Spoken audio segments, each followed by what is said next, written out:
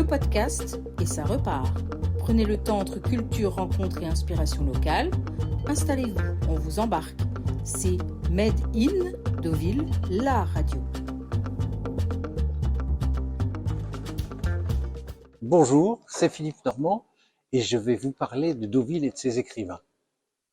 Premier de ses écrivains, celui qui a marqué les fondations de Deauville, c'est Gustave Flaubert.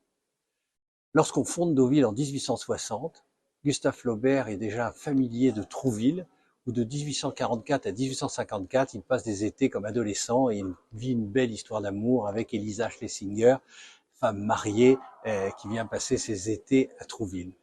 Ce qu'il ne sait pas encore, c'est que son père est propriétaire d'une ferme qui est à Deauville, qui s'appelle la ferme du Coteau, qu'on connaît tous aujourd'hui parce que sur l'emplacement de cette ferme, on a construit en 1907 la villa Strasburgère.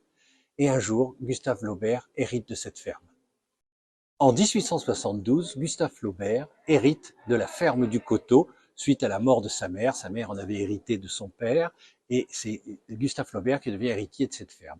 Il s'y rend, il découvre les lieux et puis au même moment, sa nièce, Caroline, traverse une grasse crise financière. Son mari a fait faillite, il faut secourir sa nièce et Flaubert, qui est un homme généreux, sans enfant, décide de vendre cette ferme de Deauville pour secourir sa nièce Caroline.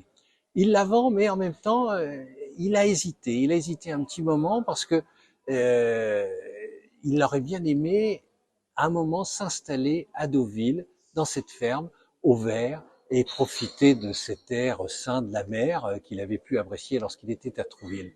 Sauf que par malchance, un jour, en revenant avec la diligence de Deauville à Rouen, à Croisset exactement, où il demeure, il fait un malaise. Et ce malaise est annonciateur des problèmes de santé qui lui seront fatals.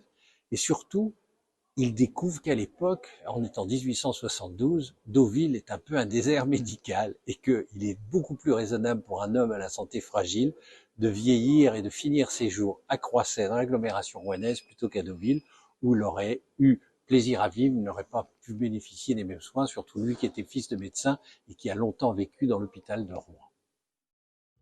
C'était Made in Deauville, la radio. Retrouvez tous nos podcasts sur les plus grandes plateformes et vibrez avec nous sur nos réseaux.